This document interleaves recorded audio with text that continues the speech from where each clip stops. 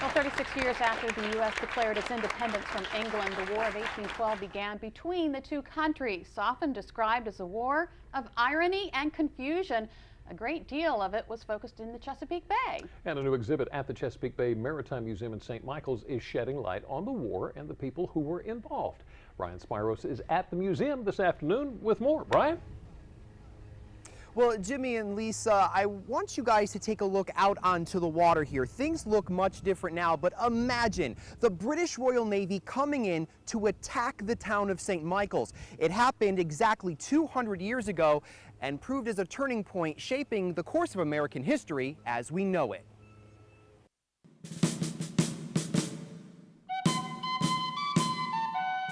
The War of 1812 is one of those periods in history some people know little about, even though it had a big impact on the future of our country. After the War of 1812, what happened creates the Navy and the military that we have today. Robert Forloni is the director of the Center for Chesapeake Studies.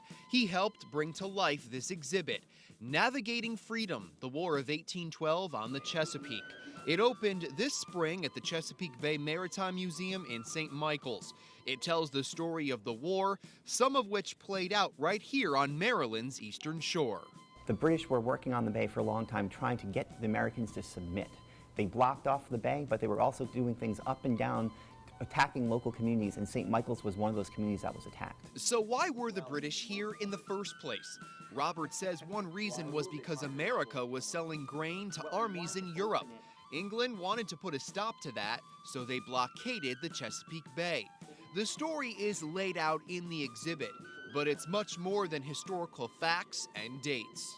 We focus specifically on everyday ordinary people and the impact that the conflict had on their lives. One of those people, Thomas Boyle. He sailed across the Atlantic and single-handedly on his single boat decided he was going to blockade England. So if you think about it, it's pretty arrogant as an individual captain with one boat to blockade the entire country with the largest and most sophisticated navy in the world. There are also the stories of the slaves. The sense of citizenship was really different for different people. If you were an American citizen and you're a white, wealthy landowner, it was very different than being a working class individual or being a slave. At this time, everything was very messy. We had African Americans owning taverns, and we had slaves living in the same community at the same time. So what was happening was this transformation in society, trying to determine what it meant to be American. In fact, Robert says during this time, the British made a deal with the slaves to get back at the Americans. One of the things that's really unique and significant about this war is that the British offered freedom to the slaves. So any slave that was going to escape to the British side was going to be protected. And they were using this as a tool to try to undermine the Americans. During the war, the British also set their sights on St. Michael's for one big reason. One of the things that's really important about this area is the relationship of privateers and shipbuilding. That's why St. Michael was attacked. We were building the Baltimore Clippers. We were building the ships that were harassing the British. And they came to St. Michael's to stop that type of activity.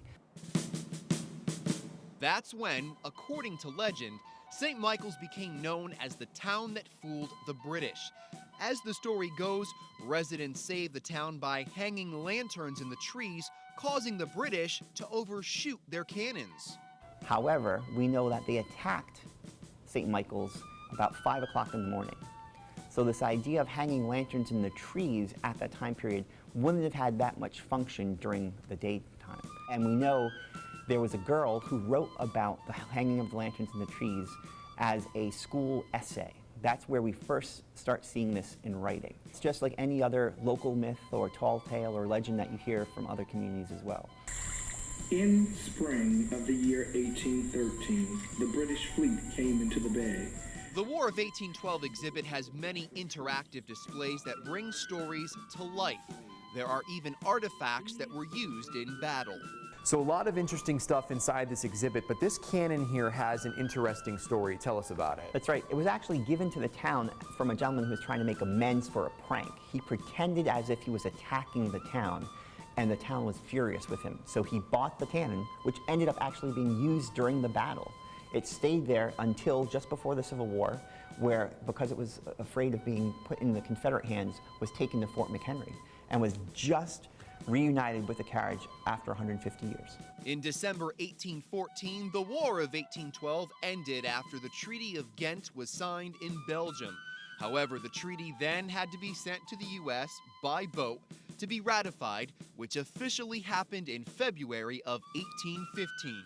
It's a war that some viewed as pointless, while others thought it was necessary. Even so, Roberts says it prompted America to change its views from Europe to new horizons. We start thinking about westward expansion, moving past the Mississippi, going to the Pacific Ocean, really changing the way that we thought of ourselves as a nation and changing the way that we were moving geographically. So there's a major pivot because of the War of 1812 that most people don't talk about. Now, if you're interested in coming to see the War of 1812 exhibit here at the Chesapeake Bay Maritime Museum, you have plenty of time. It's open to the public until February of 2015. So a great deal of history, and a great deal of history some people may not have known. With that said, Jimmy and Lisa, we'll send it back to you guys in the studio. Wow, I'd always heard about how we fooled the British, but I didn't know all of the story behind that. Story. Yeah. I wonder how many people kind of gloss it over. Oh yeah, that happened around here, so what, big deal. Right. Well, now they know. Thank you, Ryan. Thank you. Yeah, be sure to go out to the museum. Great stuff. Still ahead on Delmarva Live, have you ever received a bill from your local water utility and discovered a huge balance due? Why, that's a mistake. Could it be? Think again, there could be a good reason for it, one that might actually do more damage to your home than good. Delmarva Live, we'll be right back.